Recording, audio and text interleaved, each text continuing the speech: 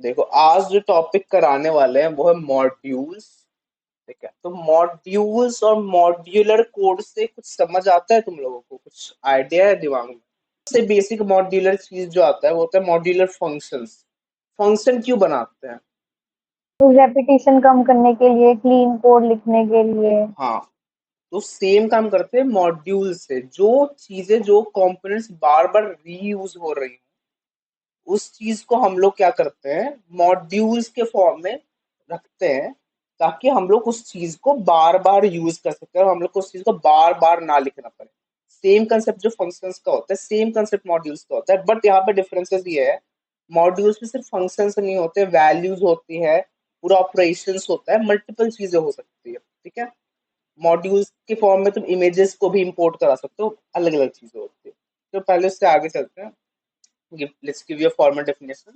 So modules allow you to split your code into separate files, और हर file का अपना scope होता है। ये सबसे इंपॉर्टेंट पॉइंट है कि हर फाइल का अपना स्कोप होता है, और जब तुम किसी चीज को कहीं कॉल करते हो तो उसका खुद का फंक्शनल कंटेक्स्ट होता है उस एरिया में। ठीक है, इंस्टेड ऑफ ऐसा नहीं होता है कि वो फाइल के अंदर कुछ वैल्यू जा रहा है। जो उसका ऑपरेशनल एरिया है उस फाइल के अंदर, इसके अंदर मान लो एक फंक्शन बना के रखते हो, एक्सपोर्ट, यहाँ पे एक एक्सपोर्ट दिया हुआ है, इसके अंदर ए बी का जो तरीका है वो वैसे ही काम कर रहा है। अब जब तुम उसको कहीं कॉल करते हो, वो अपना पूरा कंटेक्स्ट लेके वहां कॉल होता है। फंक्शंस अपने कंटेक्स्ट लेके कॉल होते थे ना, याद है वो? फंक्शन के अंदर फंक्शन बनाते थे हम लोग, लेक्सिकल स्कोप याद है? तो जब अंदर वाला फंक्शन होता था, वो बाहर वाले फंक्शन का पूरा स्कोप कैरी कर रहा होता था, वो पूरा कंटेक्स्ट कैरी कर रहा होता था कि नहीं? हाँ, हाँ जी। ठीक है, तो सिमिलर सिनेरियो में अगर एक फंक्शन है दूसरे फाइल में, उसको तुम रीयूज कर रहे हो दूसरे फाइल में मान लो, तो वो उसका जो कंटेक्स्ट हुआ करता था उस दूसरे फाइल का, वो कॉपी होता है दूसरे जगह पे, और उस ढंग से ही एग्जीक्यूट हो रहा होता है। हम समझाते हैं अच्छे से बात को। तो दो ढंग के इंपोर्टिंग और एक्सपोर्टिंग होते हैं, एक होता है नेम्ड एक्सपोर्ट और होता है डिफॉल्ट एक्सपोर्ट। ठीक है, कोई अच्छा खराब नहीं होता है।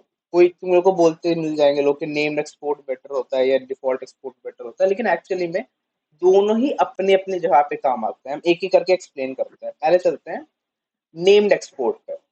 तो नेम्ड एक्सपोर्ट क्या होता है? जब तुम लोग मल्टीपल वैल्यूज को एक्सपोर्ट करना चाहते हो एक फाइल के अंदर से, then you use the name export. ठीक है, और उसको इस सिंटेक्स से इंपोर्ट किया जाता है। अब हम करके दिखाते हैं तुमको। सबसे पहले तुमको खोलना है एक एम्प्टी रिपोजिटरी। ठीक है, तो अपना वीएस कोड खोल लो। ठीक है, वीएस कोड खोल लो, टर्मिनल खोल लो, जो खोलना है खोल लो। ठीक। ठीक है, अब तुम लोगों को क्या करना है, एक नया रिपोजिटरी बनाना है। रिपोजिटरी बनाने का क्या होता है कमांड? MKDIR।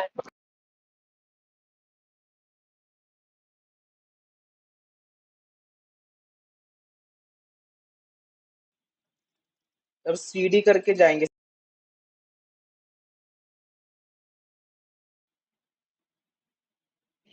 ये कोड कमांड। डॉट से VS कोड खुलेगा उस फोल्डर के अंदर। हाँ, तो माइनस आर से क्या लगता है हमको? मालूम, माइनस आर नहीं पता होगा फिर। पता नहीं। कुछ नहीं, क्या होता है अगर कोई वीएस कोड खुला हुआ है ऑलरेडी, और तुम कोड डॉट करते हो, अभी कौन से रिपोजिटरी में खुला हुआ है वीएस कोड करेंटली? अभी ये रिपोजिटरी कौन सा है? जेएस वाला है ना? और अब हम कौन से जहाँ पे वीएस फ्रंट कोड, एंड। हाँ, कौन से जहाँ पे वीएस कोड अब हम खोलना चाह रहे हैं? कौन से रिपोजिटरी के अंदर? Module x. मॉड्यूल एक्स के अंदर। तो कोड डॉट से मॉड्यूल एक्स के अंदर खुल जाएगा। ठीक है, ऐसे खुलेगा, देखना। ठीक है, अब क्या होगा, मेरा एक नया विंडो खुल गया जिसके अंदर मॉड्यूल एक्स खुला हुआ है। ठीक है, अगर हम ये नहीं चाहते और हम चाहते हैं कि जो ये विंडो है इसके अंदर वाला रिपोजिटरी जो खुला है वो बंद हो जाए, और उसके बाद वीएस कोड यहीं पे खुल जाए, तो माइनस आर लगाते हैं। अब देखो, मॉड्यूल एक्स खुला और यहीं पे खुला, एक नया नया विंडो नहीं बना। ठीक है, नया नया विंडो ही बना है। नया विंडो नहीं बना, पुराना वाला बंद हो गया ना, नया वाला उसके ऊपर बना है, ओवरराइड कर दिया है उसको। नया नोड पैकेज को इनिशियलाइज करना है, कमांड क्या होता है? NPM एनपीएम क्या? इनिट। एनपीएम इनिट से होता है नोड पैकेज नया इनिशियलाइज। ठीक है, एक काम करते हैं, हमारे इसको कैंसिल कर दिया। हम चाहते हैं इंटर इंटर करके यस यस करने की जगह एक ही बार में सारा आंसर यस हो जाए।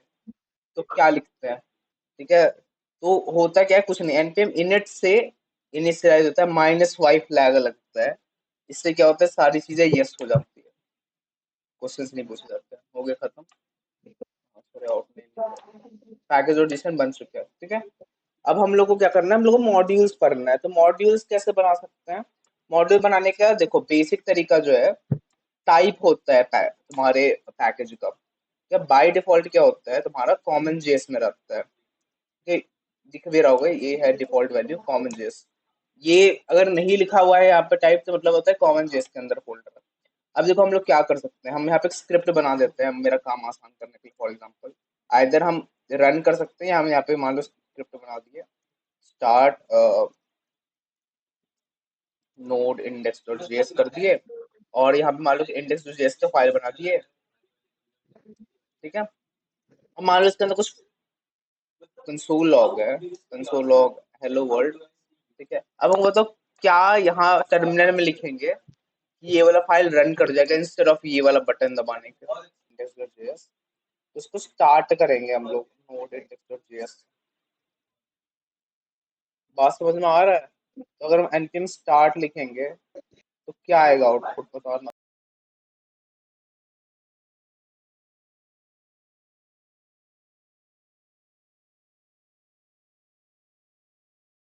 अब देखो अभी हम दिखा रहे हैं कि अब है कॉमन जेएस में है करंटली, ये दिख रहा है टाइप कॉमन जेएस में। तो कॉमन जेएस था ES6 से पहले। ठीक है, तो ES6 से पहले अब देखो एक फंक्शन बनाए, फंक्शन का नाम मान लो सम रख लिए, ए और बी पैरामीटर दे दिए, और ये रिटर्न करना A+B। ये स्टेटमेंट है कॉमन जेएस में एक्सपोर्ट कराने का किसी मॉड्यूल को। ठीक है, कॉमन जेएस जैसे नाम ही डिपिक्ट करता है, वेरी कॉमन जेएस है। ठीक है, जो ES6 के पहले था, ये सम वाले फंक्शन को एक्सपोर्ट कर रहा है मॉड्यूल बनाकर। अच्छा। ठीक है, अब देखो अगर हमको अब यूज करना है, तो अगर कोई पागल इंसान होगा वो बोले एक्सपोर्ट तो हो गया है, ऐसे लिख देते हैं, चला देंगे चल जाएगा। नहीं क्या, नहीं चला। हाँ, तो वो एक्सपोर्ट किया तो तुमको यहाँ पे हाँ, इंपोर्ट नहीं वहां से करना थोड़ा पड़ेगा। उड़ के ये तरीका है कॉमन जेएस में अ, लिखने का, किसी पैकेज को इंपोर्ट करने का स्टेटमेंट।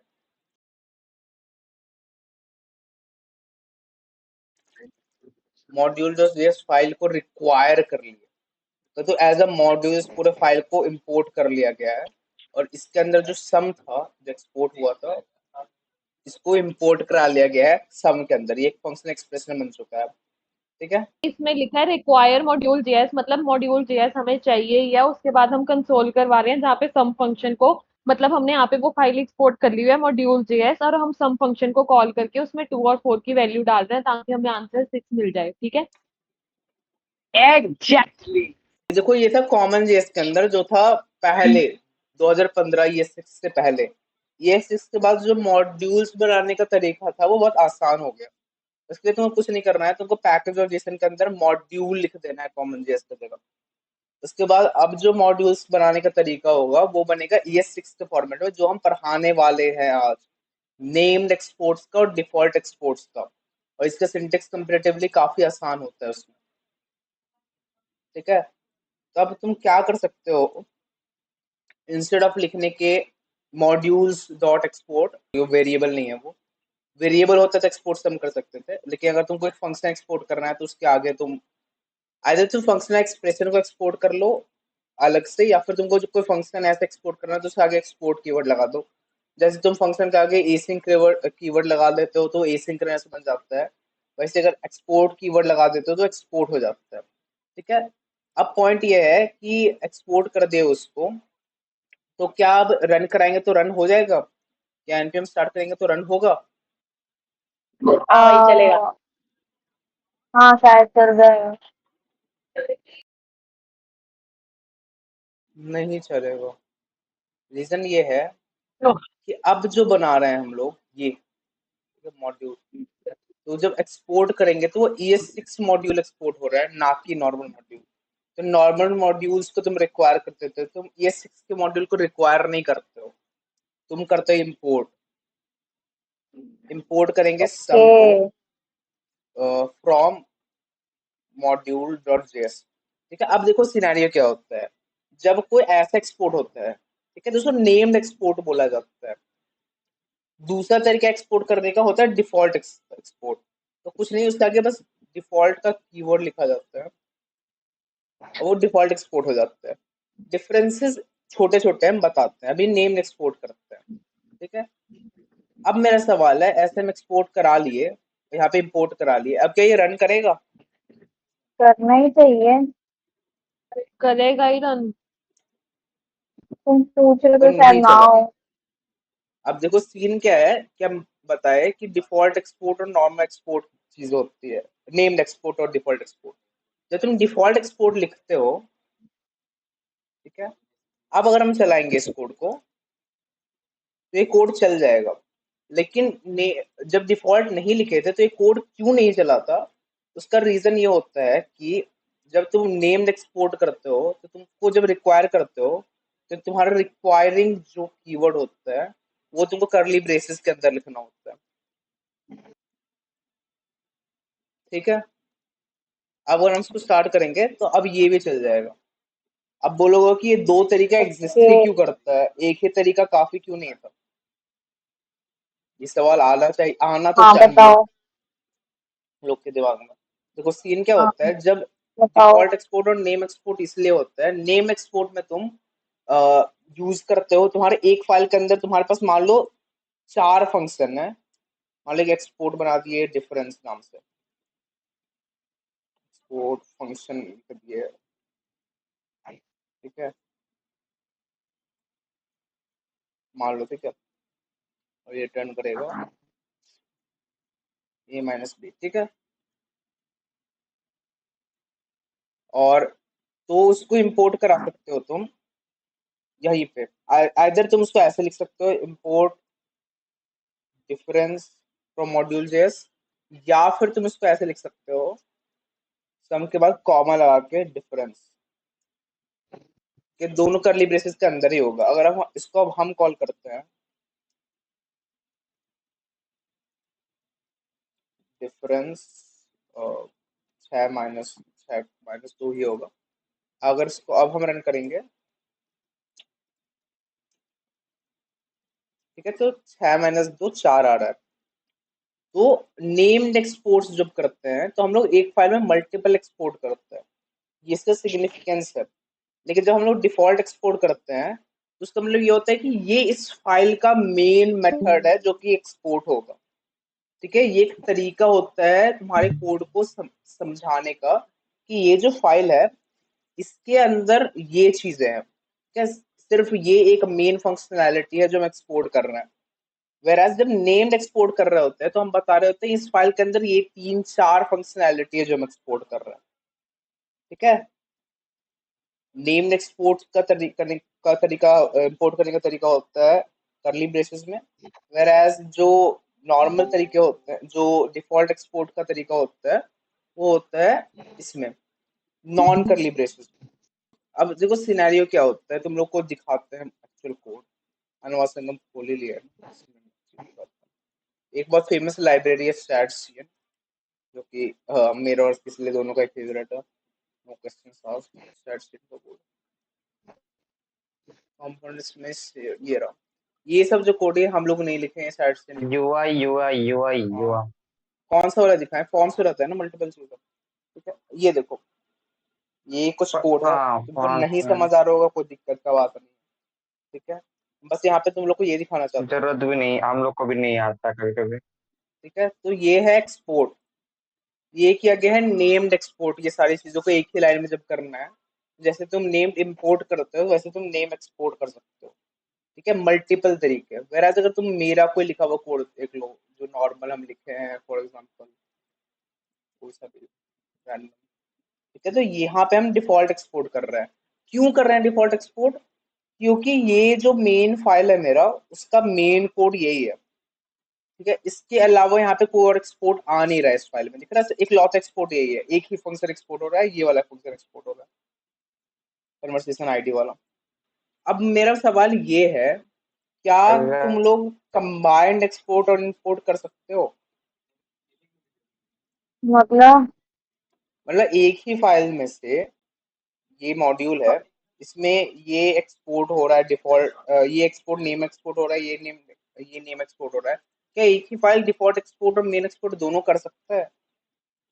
ये क्या ये ये ये कौन कौन सा एक्सपोर्ट है? एक्सपोर्ट है? तो भी कोई दूसरे टाइप का एक्सपोर्ट रहे थे जिसमें नीपोर्ट लिखा हुआ था। क्या लिखा हुआ था? यहाँ फंक्शन के आगे लिखा है जो यहाँ फंक्शन के आगे एक्सपोर्ट लिख के जो तुम दिखा रहे थे उसमें नीचे एक्सपोर्ट लिखा हुआ था। जब तुम नीचे लिखते हो तो तुमको फंक्शन का नाम देना पड़ता है, ठीक है ना, एक्चुअली नाम नहीं देना होता है तुमको, तो फिर उसका फंक्शन एक्सप्रेशन देना पड़ता है। तो अगर तुम उसको एक्सपोर्ट करना चाहते हो, मान लो तुम उसको ऐसे ना लिख के तुम उसको ऐसे लिख सकते हो, const difference is equal to function, और फिर इसका तुम इस को ऐसे एक्सपोर्ट क्यों कर लिख रहे सकते हैं? हो। क्योंकि एज अ तुम्हें वेरिएबल क्यों लिख रहे हैं? फंक्शन नेम अगर एग्जिस्ट, फंक्शन नेम नहीं फंक्शन दे नेम सकते क्यों नहीं ना, यूज हम कर लोग को पूरा सकते? फंक्शन देना है। मैं बात करूं, नाम रेफरेंस कैरी ओके, कर रहा है, वो रेफरेंस कहाँ पे होता है? वो मेमोरी पार्ट में होता है ना, होस्ट होने के नाम बाद। तो होता जब है वो। उसको हम एक्सपोर्ट कर देंगे अगर नाम को, वो रेफरेंस को, तो उसका तो मेमोरी पार्ट अलग है ना, तो वो कहाँ पे पॉइंट करेगा उस चीज को? हाँ, उसको पूरा का पूरा फंक्शन चाहिए ना। इसको अगर हम कंसोल लॉग इस पार्ट को करें स्पेसिफिकली, कंसोल लॉग डिफरेंस कर दें अगर, तो क्या आएगा आउटपुट बताना तो। फंक्शन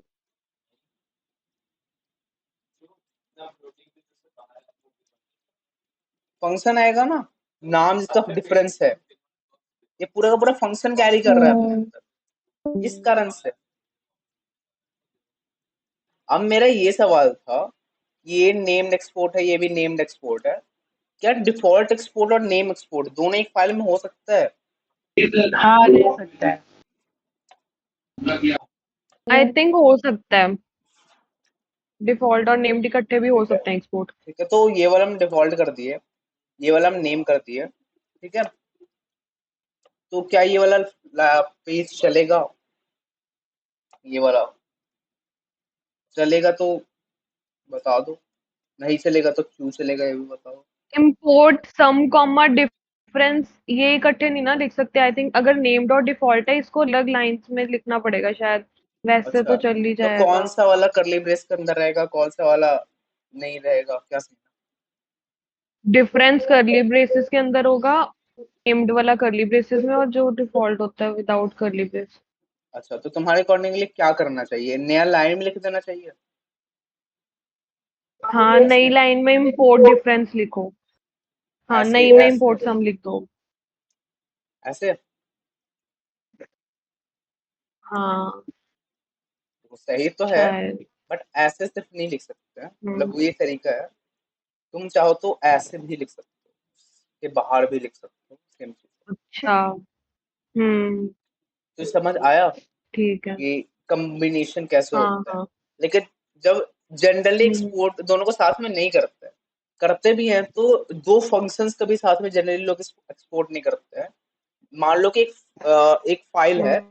उसके अंदर एक फंक्शन है और कुछ वैल्यू है, इंपॉर्टेंट वैल्यू है, ठीक है, मान लो कि कॉन्स का वैल्यू 5 है, ऐसा कुछ है, ठीक है, और तुमको मान लो कि तुम्हारे पूरे के पूरे जहाँ पे तुम वैल्यू ये वाला यूज करना चाहते हो, और यहाँ पे तुम एक कॉन्स्टेंट, मतलब यहाँ पे एक, जैसे वेरिएबल्स बताए थे ना तुम लोग को, याद है सीएसएस में वेरिएबल्स बताए थे, तो वेरिएबल्स में जहाँ पे हाँ। वेरिएबल लिख देते थे फिर वेरिएबल यूज करते थे, तो और तुम वो वेरिएबल चेंज करते थे तो पूरा फाइल में चेंज होता था।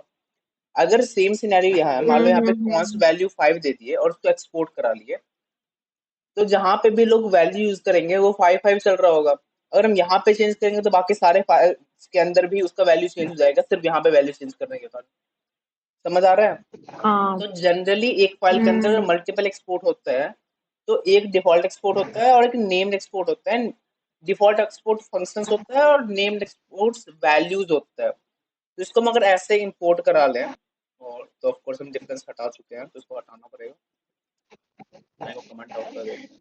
और तो अगर हम यहाँ पे कंसोल डॉट लॉग वैल्यू करें, इससे पहले हमको कंसोल लॉग वैल्यू करने से पहले क्या करना पड़ेगा? इंपोर्ट अच्छा करने कर दिया होंगे। फिर तो हो जाएगा। इंपोर्ट ओ करना इम्पोर्ट पड़ेगा। करना, सॉरी सॉरी, इम्पोर्ट करना पड़ेगा, हाँ। ये तुमने अपने पैकेज और जेसन से फिर कॉमन जेएस हटाया है? कॉमन जेएस को चेंज करके मॉड्यूल जेएस मॉड्यूल किए हैं ना, तब नहीं ये चल रहा है। अच्छा